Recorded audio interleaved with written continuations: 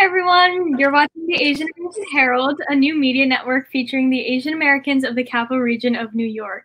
You can also watch a recording of this show and all of our previous episodes from our Facebook page, Asian American Herald of the Capital District.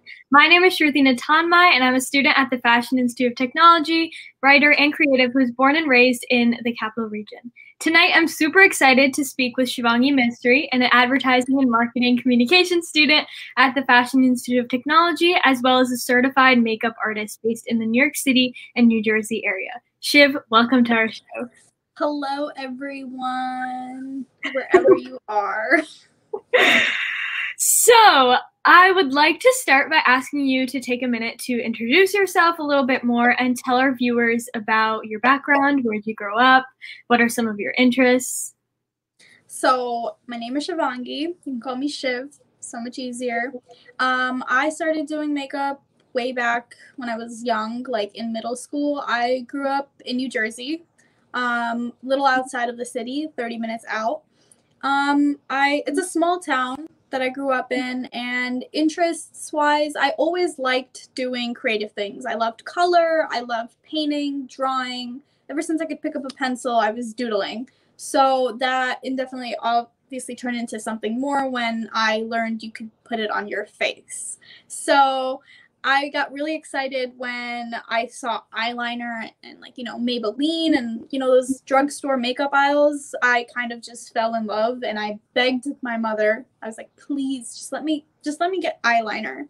And it kind of just went from there, and I'm pretty sure my mother will forever regret buying me eyeliner because it created an obsession. And yeah, I've been doing makeup since 7th grade on myself, and then I took it professionally my sophomore year of high school. So I went to school for it my junior year of high school, which was a short certification process, and then I went on and pursued as much as I could, and then I ended up at FIT. That's amazing. Present day.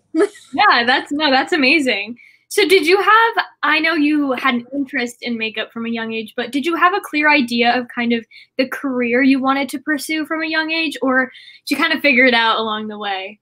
I kind of figured it out along the way. I was just, playing with makeup. That was all of it for me. It was just, putting on eyeshadows. I never thought more of it in that moment, than just doing it on myself.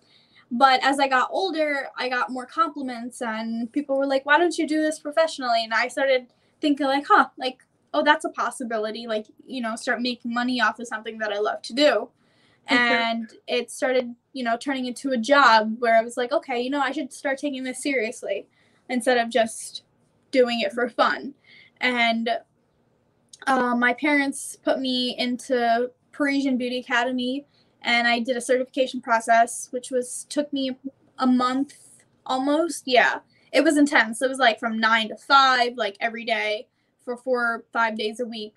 And you just kind of bang it out and you get certified.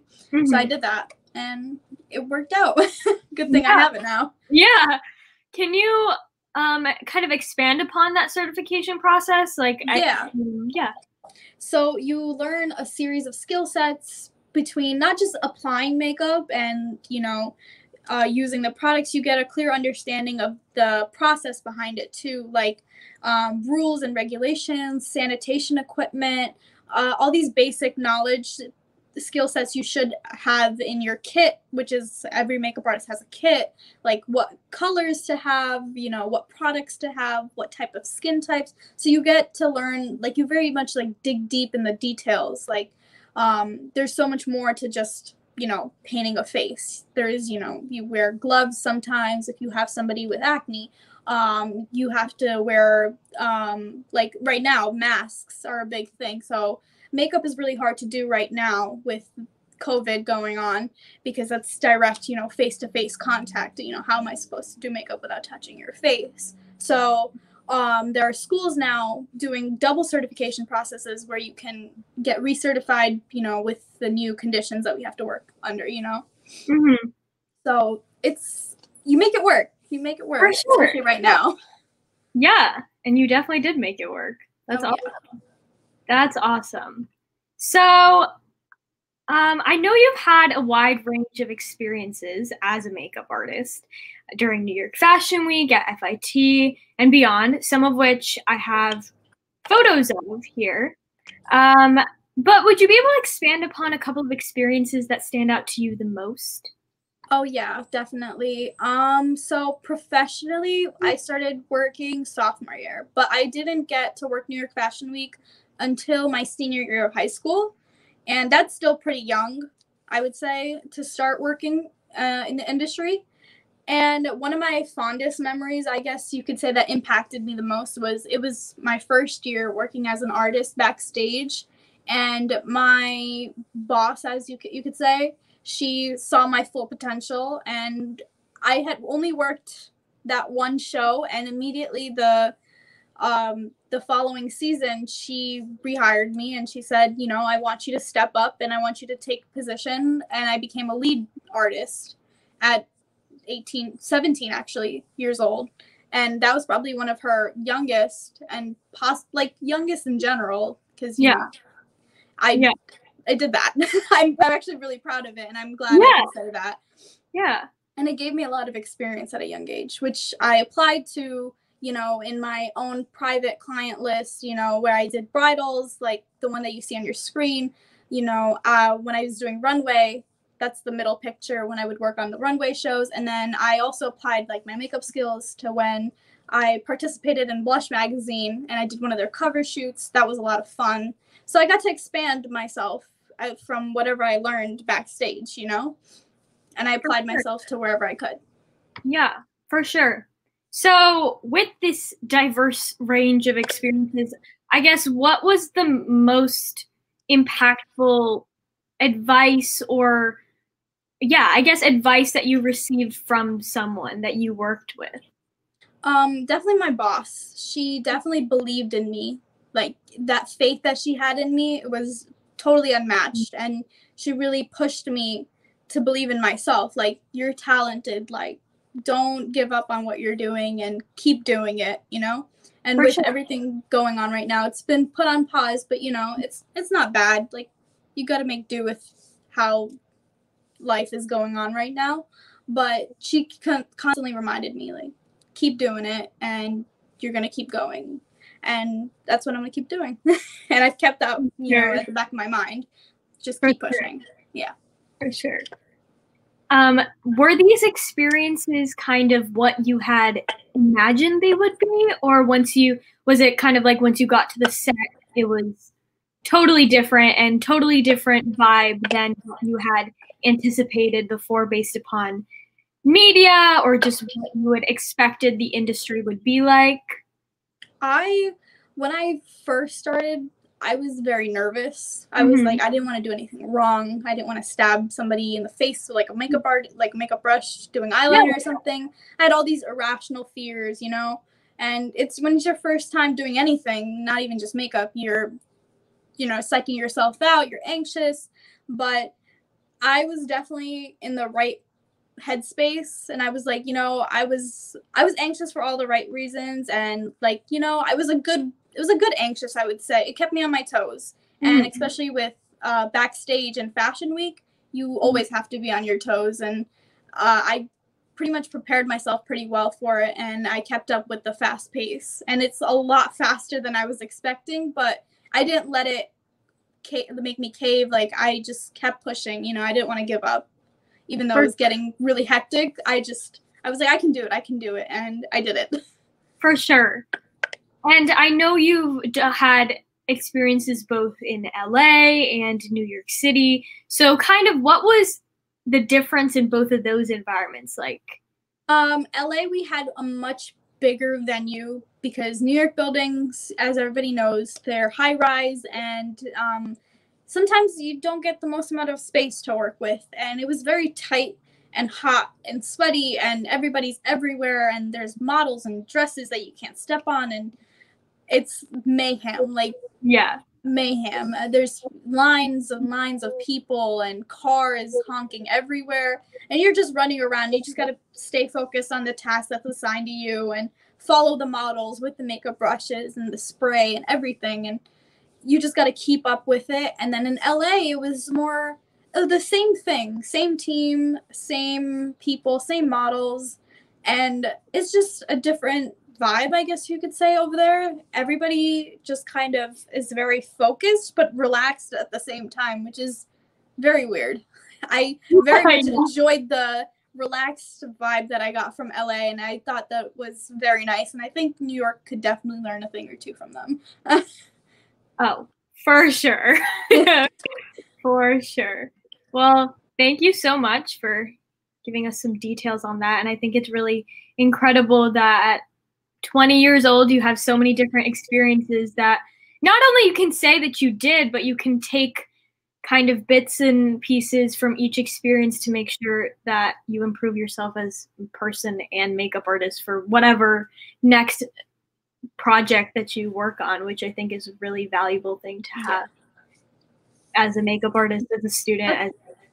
I feel like that's the best part, when you can take lessons in your career and apply it to your everyday life, because there's so much more to than just doing makeup. You make so many relationships too, because think about it, makeup is such a close contact thing. Like, you're trusting somebody with your face. That is what you present to everybody on a daily basis. You're trusting them with your eyes, like your lips, your mouth, and everything. Like, it's a very intimate process if you think about it. And to get a person comfortable in my chair, I try to make it a conversation more than a formal appointment. I want to be your friend. I want you to trust me, and I want you to know me as a person, and I want to know you as a person. And you get to learn about a lot of people's life stories, especially brides. Brides are the ones that you need to talk to the most, because they're getting married. Like, they have a huge plate full of things in front of them, and when they're in your chair, you want them to relax. Like, that is the one time where they can sit back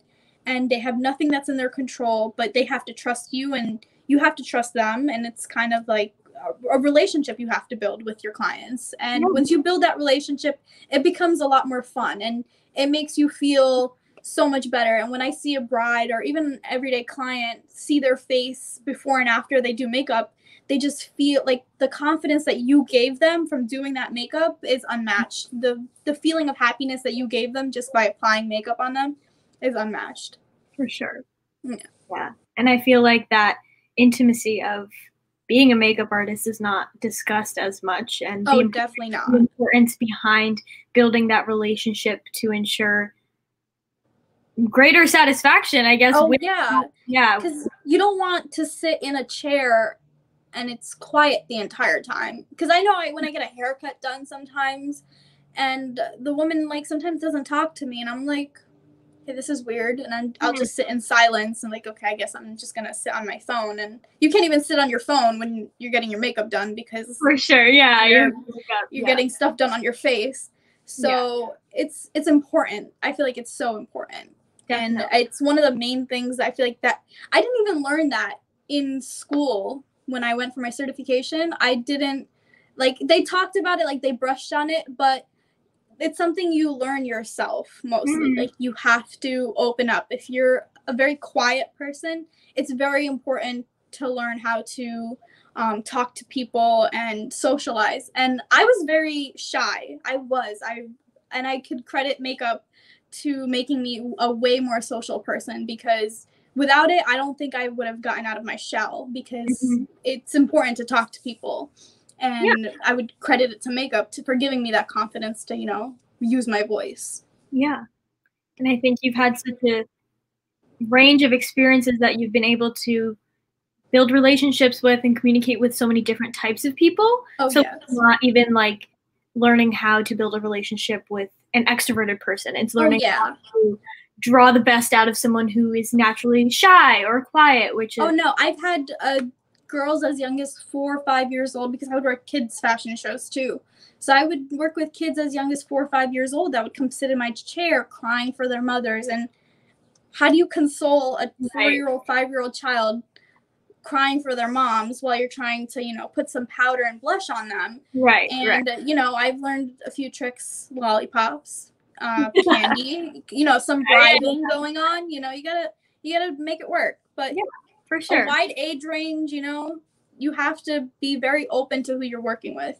For sure. Yeah, that's great. So, I'm going to switch gears a little bit and go to the beauty industry as a whole. So, a couple of months back, Forbes published an article discussing why the beauty industry continues to fail women of color, as told by a makeup industry veteran. So, in the article, it stated that several actresses and models of color have difficulty finding makeup artists and hairstylists that are able to work on darker skin or black hair or just anything that features that are not traditionally Western. So, why do you think there is such a lack of representation in the beauty industry? I think it comes from a corporate level, I believe. If these large existing companies like Chanel and all these brand names started out from the very beginning with creating a wide range, I feel like we wouldn't have this problem. But when you see a new product launched by a company or a new line of foundations come out, it's tended only towards the lighter portion, I guess you could say, of women or men, anybody that wears makeup and any skin tone. It's always marketed towards the lighter colors. And I understand they're easier to make. Darker colors are harder to make, like to manufacture. It's way more of a process because, you have to look at the oxidization of some foundations and how they oxidize on skin and when they mix with oxygen and how the color turns out. And I get that's complicated for companies to do, but that shouldn't be an excuse on why you can't make a color that matches my skin tone. And that should never be an excuse. And same thing goes with hair. And hair is actually much more difficult. I give every hairstylist credit out there for dealing with all the hair because I can't do hair. I can barely braid. But especially with African American hair, that whole, I guess you could say, industry is so unnoticed, and they need so much more help by getting more products. They need more representation in larger companies because curly hair is a thing. Everybody has, like, there's so many people with curly hair, and the fact that people don't even know what products to use for curly hair is kind of sad because nobody talks about it because straight hair is the norm and straight hair is popular. But, there's not just straight hair you have to think about. And same thing goes with makeup. There's not just lighter skin tones. There's women that are super, super dark. They have beautiful, beautiful dark skin, and there's nothing wrong with it. And it should be embraced. And I think somebody that does it perfectly with her line is Rihanna. She totally shook the industry with her foundation line because it went from women who were albino to women who are extremely, extremely dark. And there's this, I forgot her name, but she is a beautiful, beautiful dark-skinned woman, and she reviews products strictly that are for dark-skinned girls. And she does such a great job on, bringing these issues to light. And it just shows you, like, how much they're left out. Even me, like, even Indian women, I feel like Indian skin tones are so hard to match for some reason because we're in that weird in-middle, and they kind of, sometimes companies just do really light or really dark. And I'm like, what about us in the middle, like brown women that are just stuck where we're like, okay, so we mix the lightest shade with the darkest shade, and I have to become a chemist to find my own foundation? For what? And that shouldn't be like that. You should have a wide range. And when Rihanna dropped her line, that was the first time I found a foundation that was exactly my skin tone. Exactly my skin tone. The first time that was, like, perfect. Every other foundation that I've used before and after, I feel like there's always something off about it. Even the one that I'm wearing today by NARS, it matches, but there's always something that I'm like, some days I'm like, no, this doesn't look right. Yeah, it could be better. Like, some days where it's just like, this is not the right color. Like, I can see it that it's not the right color. Right. And I feel like since Rihanna did that, it has gotten a lot of attention. And now companies are like, okay, I'm sorry. Like, we should have done this from beforehand. And now it's starting to be more in conversation because of her. And it's important. Like, it's so important for that middle ground of colors, not just the lightest, not just the darkest. Get everyone, because, skin tone is just like a rainbow. You can have multiple skin tones. You can be like Winnie, and you can have white and dark skin. You know, there's skin conditions that you also have to be aware of. And it's important that everybody's represented, especially with something like your skin. For sure. Yeah. Do you think that someone can call themselves a makeup artist if they're only able to do makeup on one shade of skin or one type of face? Absolutely not. You can't call yourself a makeup artist if you're not okay, you can say if somebody contacts you, let's say is a dark skinned girl, and she says that, hi, I'm interested in your services, I really like how you do your makeup, but your entire feed is just lighter women and medium skin toned women, but you don't have any of her skin tone products or haven't experienced it, be forward with it. Tell the client, be like, hey, yes, I understand that you were interested in my services, but I would like you to know that I haven't worked with anybody in your skin tone range, and I would really appreciate it if you booked a trial with me first, so at least I can get some practice in, and you can see if I can do it and if it's the way you would like it. Because you don't want to disappoint your clients either, and you don't want to make false promises either, because you making a false promise that you can work with that skin tone and then wedding day comes and you can't, that is devastating for a bride, devastating. And you do not want a bride to be, you know, disappointed, or anybody. It could be a sweet 16, like a young girl. You don't want her crying on her day of, you know, because it's your face. It's your face. Everybody's gonna see it. You can't pretend that you know how to do a skin, like, you can't pretend that you know how to do something when you don't. Mm-hmm. You can't. You need to practice, and you can't call yourself a makeup artist when you're not willing to go outside of what you're comfortable with. You can't. You have to be respectful of everybody's skin tones, and if you can't do it, say you can't do it. Don't pretend that you can, at least. And don't call yourself a freelance artist and that can do all this if you can't work with every skin tone. You can't call yourself a freelance artist if you are only doing this section of people. That's not how a service works, you know? And that happens to a lot of African American women when it comes to their hair. They get services turned down because they're like, I don't know how to work with your hair. And it comes off very rude sometimes. And I feel like there's better ways of expressing that and saying, hey, I can't do your hair, but have a list for them. Be like, you can contact these people who actually have experience. Do something that can help them instead of just flat out saying no, that you can't do it. Give them a reference like, hey, I may not be able to do it, but I know so-and-so that has a lot more experience than I do that would more than happy to, you know, be willing to reach out to you. And and it's a good way to also keep in relationships with other artists when you need a team, you know. It's a good way to build connections with people within the industry as well. But it also helps your clients, like, hey, I can't do it, but maybe this person can. And you're supposed to keep it friendly, you know, keep it nice, keep it casual, and it's not a competition at the end of the day, you know. Yeah. Just don't call yourself an artist and make all these false claims, because at the end of the day, you're working on somebody's face and somebody's big day. Right. No, that's incredible advice, especially even if someone doesn't have experience and they're looking to gain experience. Yeah. With that trial, you can practice on friends or friends of friends, you know, it doesn't matter. Just get their consent, like, hey, can I practice on you? And that's the best way I can tell you to learn, because the first time I worked on a darker skinned woman was during Fashion Week, and I was terrified. I was like, I don't want to mess this up.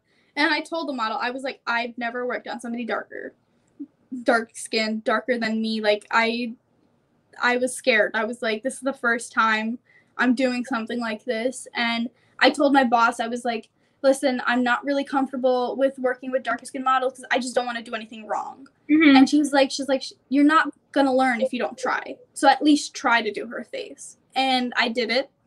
And it turned out perfect, luckily. Yeah. And in that moment, I learned I'm actually very good at matching skin tones. So. Yeah. But that transparency is really important. Yeah, that transparency is very important. Yeah. Because if you just make claims that you can do it, then it leaves room for disappointment. You know what I mean? And you don't want to disappoint your clients. For sure. So I know we briefly touched upon this, but as an Indian American makeup artist yourself, what do you feel that you can bring to the table that perhaps other makeup artists cannot? And do you find that your background finds its way into your work or your inspiration? Oh, yeah. One thing that I've learned with Indian culture, I guess you could say, is I've always done makeup on some Indian women, and they're always like, can you make me a shade or two lighter? And it's kind of sad when I hear these words, because it's like, do you not love your own skin? Like, why? What makes you want to pick a lighter skin tone? What makes you want to pick a color that isn't you? And I tell them, like, your skin is beautiful. Like, you have to assure them, like, your skin is beautiful the way it is. You don't need to be lighter to be beautiful, and that stigma needs to go. It needs to go. It's been so long. Fair and Lovely, that whole company, horrible what they represent, and it's just horrible that, you know, so many women still to this day bleach their faces to look lighter, and I'm it's kind of upsetting, like, as a makeup artist especially, who works with skin tones and appreciates the wide range of skin tones and has learned to love even my own skin.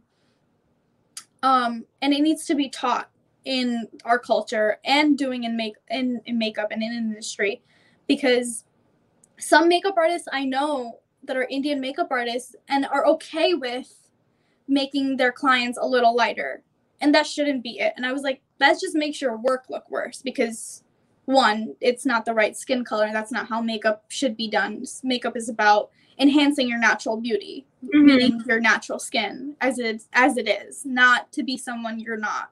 You know, you should learn to love yourself and your skin. And I feel like that's the one thing that I like to remind women when I do makeup on Indian women specifically that ask me these questions, like, can you make me just a little lighter? Can you put that lighter powder on me? Like, it'll look better. And I'm like, no, it won't make you look better. It'll make you feel better, but it won't make you look better, because you're at your best when you're in your own skin. Yeah. So, and that usually convinces them, like, okay, you're right. And if they're really not happy by looking the way they do, then I can always start over and try to work with what they want by, you know, making the eyeshadow a bit lighter, lipstick a lighter blush, you know, keeping it on the lighter side, less bronzer maybe, but never try to make a woman or a man or anybody look like a skin tone they're not, because that's just wrong. You should learn to love yourself, and that stigma really does need to go. Yeah, and I think that's so deeply ingrained. Yeah, especially in Indian culture.